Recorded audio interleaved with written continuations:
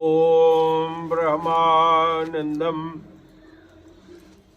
परम सुखदम केवलम ज्ञानमूर्तिम द्वंद्वातीतम गगन सदिशम तत्वमस्यादिलक्ष्यम् एकम नित्यं विमलम अचलम सर्वधी साक्षिभूतम भावातीतं त्रिगुणरहितं सद्गुरुं तं नमामि। श्री राम जय राम जय जय राम, श्री राम जय राम जय जय राम, श्री राम जय राम जय जय राम, श्री राम जय राम जय जय राम। जय रघुनंदन जय सिया राम, सीताराम जय सीताराम।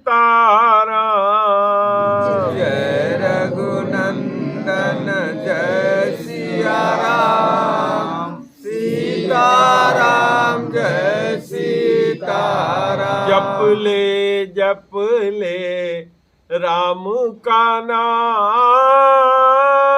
अंत समय में आएगा काम। जप ले राम का नाम, अंत समय में आएगा काम। जग की दौलत है बेकाम,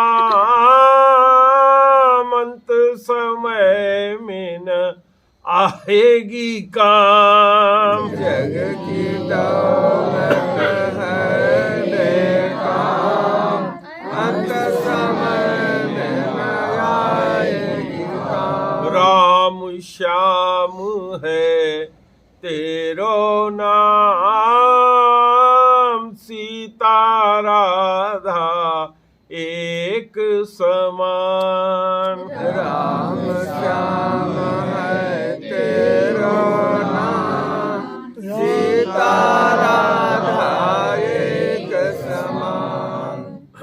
एक बार प्रेम से बोलो गुरुदेव भगवान की जय।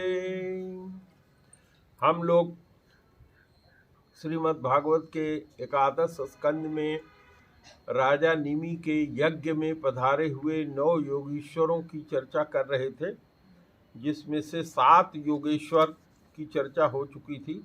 आज 8वें योगेश्वर चमस की चर्चा होगी। ये 9 योगेश्वर इस प्रकार से इनका नाम था। कविर हरिरंतरिक्षः प्रबुद्धः पिप्पलायनः, आविर्होत्रो अद्युमिलश्चमसः करभाजनः। कवि हरि अंतरिक्ष, प्रबुद्ध पिप्पलायन, आविर्होत्र दुमिल और चमस अंतिम करभाजन। तो आज हम लोग चमस जी ने क्या कहा इस पे चर्चा करेंगे।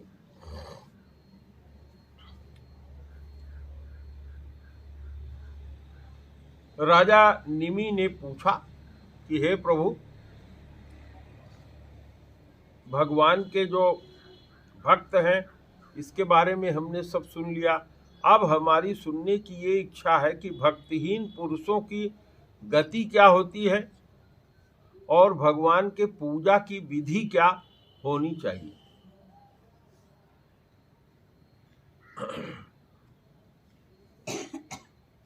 तो चमस जी ने कहा, मुख बाहुर्पादेभ्य पुरुषश्चाश्रमैषः, चत्वारो जग्गिरे वर्णा गुणे विप्रादयः पृथक। चमस जी ने कहा कि हे राजन, जो विराट पुरुष, भगवान रूपी विराट पुरुष उत्पन्न हुआ था, उसके मुख से ब्राह्मण पैदा हुए, उसके भुजाओं से रजोगुणी क्षत्रिय पैदा हुए, उसकी जांघों से रज और तम प्रधान वैश्य उत्पन्न हुए और उसके चरणों से तम प्रधान शूद्रों की उत्पत्ति हुई है। उन्हीं के जांघों से जो पुरुष उत्पन्न हुआ था उसकी जांघ से गृहस्थाश्रम, उसके हृदय से ब्रह्मचर्य आश्रम, उसके छाती वक्षस्थल से वानप्रस्थ आश्रम और उसके मस्तक से संन्यास आश्रम उत्पन्न हुआ है। तो इस तरह से इन चारों वर्णों और आश्रमों के जन्मदाता कोई और नहीं, स्वयं भगवान ही है। और इन सब के स्वामी भी, नियंता और आत्मा भी भगवान ही है। इसलिए इन वर्ण और आश्रमों में रहने वाले जो मनुष्य भगवान का भजन नहीं करते बल्कि उल्टा उनका अनादर करते हैं, वह अपने स्थान, वर्ण, आश्रम और मनुष्य योनि से भी नीचे गिर जाते हैं।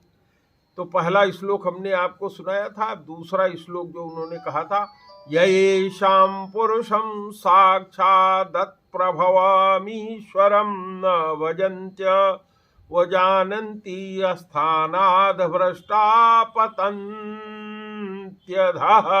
अध में नीचे चले जाते हैं।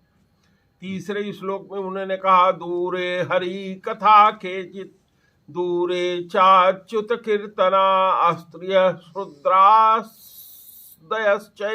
तेने अनुकंपा भवादृशम। कहा कि बहुत सी स्त्रियां शूद्र आदि भगवान की कथा और उनके नाम कीर्तन से अपने को दूर कर लेते हैं। वे लोग आप जैसे भगवान के भक्तों की दया के पात्र हैं। आप लोग उन्हें कथा कीर्तन का सुविधा देकर उनका उद्धार करें। विप्रो राजन वैश्यो च हरे प्राप्ता पदांतिकम श्रोतेन जन्मनाथापि मुह्यन्त्याम नायवादिनः। उन्होंने कहा कि ब्राह्मण, क्षत्रिय, वैश्य और शूद्र वेद अध्ययन, यज्ञोपवीत आदि संस्कारों के भगवान के चरणों के निकट तक पहुंच चुके हैं, फिर भी वे वेदों का असली तात्पर्य न समझकर उसके अर्थ लगाने में ही मोहित हो जाते हैं। अगले श्लोक में कहते हैं, कर्मण्यः कोविदास्तब्धा मूर्खा पंडितमानिनः वदन्ति चाटुकान् मूढ़ा या माध्वा गिरोत्सुका। उन्होंने कहा कि इस तरह के लोग कर्म का जो रहस्य है ये नहीं जानते हैं, तो मूर्ख और अपने को पंडित मानते हैं और अभिमान में अकेले पड़े रहते हैं। मीठी मीठी बातों में संसार की भूल जाते हैं। केवल वस्तु शून्य शब्द माधुरी के मोह में पड़ करके वो चटकीली भटकीली बात किया करते हैं। रजसा घोर संकल्पा कामुका अहिमन्यवः दंभिका मानिनः पापा विहसन्त्यच्युत प्रियान। आगे कहते हैं कि रजोगुण के अधिकता के कारण जो ये चार तरह के वर्णों की लोगों की बात किया, वो उनके संकल्प बड़े भयानक होते हैं। कामना की, किसी के भी कामना की कोई सीमा तो रहती नहीं, और उसमें फिर क्रोध भी ऐसा होता है जैसे सांप का बनावट और घमंड। तो वो पापी लोग भगवान के प्यारे भक्तों की हंसी उड़ाया करते हैं। तो अब इनका रिजल्ट क्या होता है भगवान के भक्तों की हंसी उड़ाने से? वदन्ति ते अन्योमुपासितः श्रियो गृहीषु मैथुन्य परेषु चाशिषः यजंत्र शिष्टान्न विधान दक्षिणः वृत्ते परम घ्नति पशुनत्वदीयः।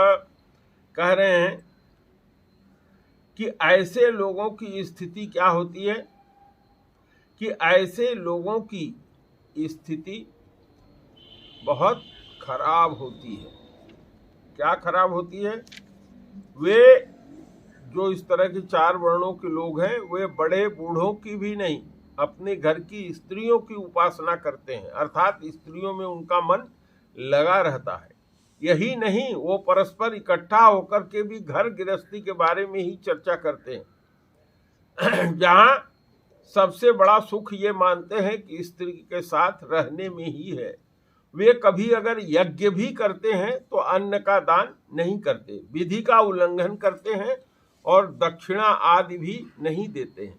क्यों? क्योंकि वो लोग कर्म का रहस्य न जानने वाले हैं और केवल अपनी जीव को संतुष्ट करने के लिए और पेट की भूख मिटाने के लिए शरीर को पुष्ट करने के लिए ऐसे लोग पशुओं की हत्या करके, कि हम बलि चढ़ा रहे हैं इस नाम पर, पशुओं की हत्या करके उनको खाते हैं। श्रिया विभूत्वा भीजनेन विद्यया त्यागेन रूपेण बलेन कर्मणा जातस्य मेनान्यधियः सहेश्वरान् सतो मन्यन्ति हरिप्रियान् खला। कहते हैं कि ये लोग धन, वैभव, कुलीनता, विद्या, दान, सौंदर्य, बल और कर्म आदि के घमंड से अंधे हो जाते हैं तथा ऐसे लोग भगवान के प्रेमी जो संत होते हैं और ईश्वर का भी अपमान करते हैं, तो उसकी गति उनको बहुत खराब मिलती है। तो ऐसे लोग जो इस विशुद्ध धर्म को नहीं जानते वो तो दुष्ट होते हैं, परंतु अपने को श्रेष्ठ समझते हैं, पशुओं की भी हिंसा करते हैं। हमारा भी शरीर क्या है, मरने वाला है, इसलिए मृतक शरीर है, तो इससे भी उनका हाथ छूट जाता है। और भगवान जो इस जन्म में हमको मनुष्य बनाए हैं वो फिर अगले जन्म में हमको भी सूकर कुकर या उन्हीं योनियों में डाल देते हैं जिनको हम अपने हाथों से तंग करते हैं। तो ऐसे लोग अपने पैरों में कुल्हाड़ी मारते हैं, ऐसे लोगों को ही आत्मघाती कहा जाता है। इन मुनीश्वर योगेश्वर ने कहा कि हे राजन, जो अंतर्यामी भगवान से विमुख हो जाते हैं, जो भगवान को नहीं मानते, वो अधिक परिश्रम करते हैं, गृह, पुत्र, मित्र, धन संपत्ति इकट्ठी करते हैं, किंतु अंत में वो मर जाते हैं।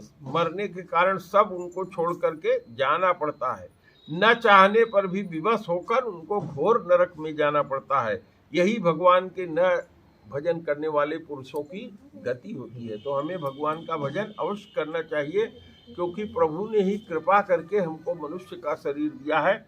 तो अब हम लोग सिर्फ भगवान का भजन करेंगे और आज का प्रवचन समाप्त होगा। श्री राम जय राम, जय जय राम, श्री राम जय राम, जय जय राम, श्री राम जय राम, जय जय राम, श्री राम जय राम, जय जय राम। जय रघुनंदन जय सिया राम, सीताराम जय सीताराम। जय रघुनंदन जय सिया राम, सीताराम जय सीताराम। एक बार प्रेम से बोलो गुरुदेव भगवान की जय।